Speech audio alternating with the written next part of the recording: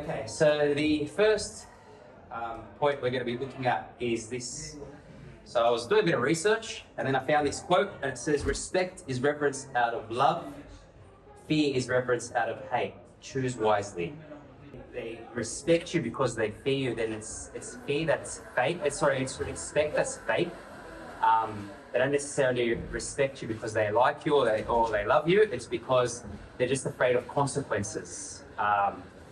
And that is never successful because you might get a student that's not necessarily misbehaving in class, but they're just looking at you with a blank face and they don't really, everything's going in one ear and out the other. But if you love them and you care for them, then they'll want to respect you because they don't want, they'll naturally start to respect you because they don't want to upset you, okay? Because they love you. So we'll delve a bit further into it. So the students of this generation do not respond well to threats and commands because they, like I said, they're empowered by the media, the technology, their parents, and etc. Okay? Students respond well to those who they respect out of love. Love and care, as Behaviour was saying, are the two most important factors of any relationship with students. Okay? If you show them that you love them and you care about them, everything starts to fall into place and you won't feel the need to constantly behaviour manage.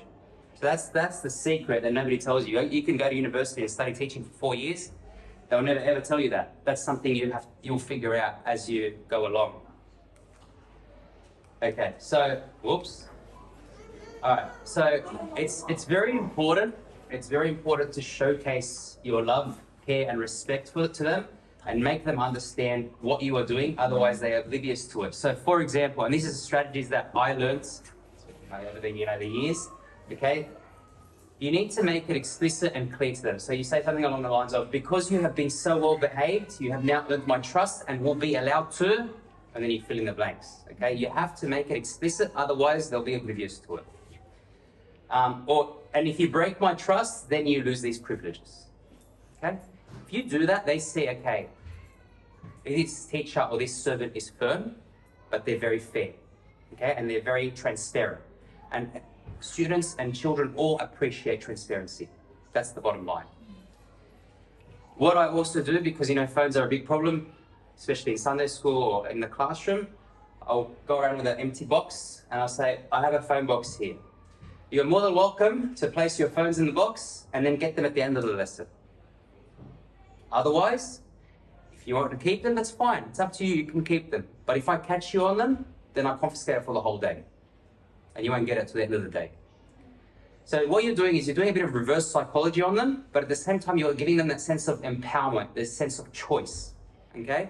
So you give them that choice and you say, here's the option, you can put the phone in the box, or that's fine, you can keep it on you, I'm not gonna take it from you, but if I see you on it throughout the lesson, I'm taking it to the end of the day.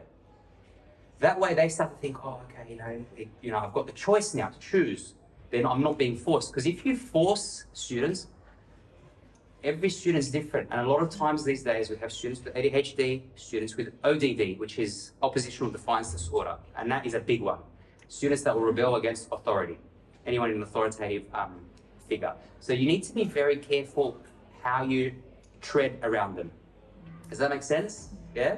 So what happens is you'll naturally find that students are putting their phone in the box because they don't want it to have it confiscated, because they know themselves. They'll be tempted to look at it. They want to check their Snapchat notification. They want to check, whatever notification they got.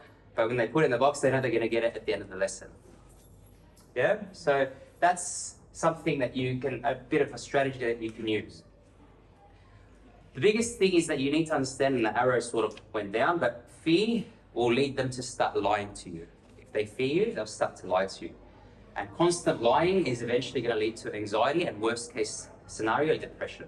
Okay, and that's the reality of it. So that you need to remember that when they fear out of respect, it's a consequence of not wanting to upset you because they love you. But respect out of fear will lead them to resent you and find you unapproachable. Okay, so that is very important. I'll share these slides with Joe so that he can share them with you guys later. But respect out of fear will lead them to resent you. Okay, and then they find you unapproachable.